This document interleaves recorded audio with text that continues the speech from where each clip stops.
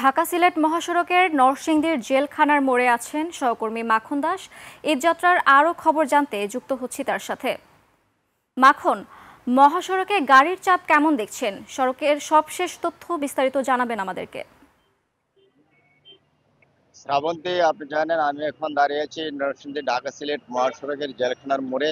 আর এখানে কিন্তু 2 দিন যাবতই কিন্তু ঢাকা থেকে গভর্নমেন্টের মানুষরা কিন্তু তারা কিন্তু তাদের নারীর টানে কিন্তু তারা ছুটে যাচ্ছেন বিভিন্ন এলাকাতে। আর আপনি জানেন যে আমাদের ঢাকা সিলেট মহাসড়কের নরসিংদীতে পড়েছে প্রায় 52 কিলোমিটার রাস্তা পড়েছে। এর মধ্যে Madhabdi colour expert, George sap এবং মাইল্ড অন হ্যান্ডস টেকনোলজি সমৃদ্ধ অরিক্স ক্রিস্টাল ওয়াশ আপনার লন্ড্রি এক্সপার্ট।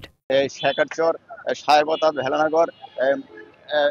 ভেলানগর এবং সহ বিভিন্ন কয়েকটি কিন্তু বাস স্ট্যান্ড রয়েছে। এই বাস স্ট্যান্ডগুলিতে কিন্তু পুলিশ প্রশাসন, জেলা প্রশাসন এবং আর্মি প্রশাসন তারা কিন্তু রাত দিন কিন্তু কাজ করে যাচ্ছে। সেই কারণে কিন্তু গত বছরের তুলনায় এবার কিন্তু যানজট প্রায় নাই বললেই চলে। এরা থেমে থেমে কিছুটা বাস যাত্রীরা কিন্তু তারা কিন্তু যাত্রী ওঠানামা করছে, সেই এতটুকু কিন্তু আপনার যানজট আপনার দেখা যাচ্ছে। এছাড়াও শুধু গণপরিবহন নয়, এছাড়াও তারা ব্যক্তিগত গাড়িতে কিন্তু তারা কিন্তু বাড়িতে যাচ্ছে।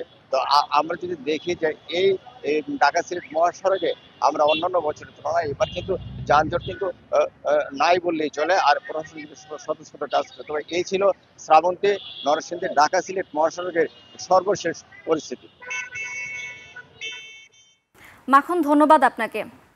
মহাসড়কের যানজটের খবর জানাচ্ছিলেন আমাদের প্রতিনিধি। চলে যাচ্ছে অন্যান্য সংবাদে।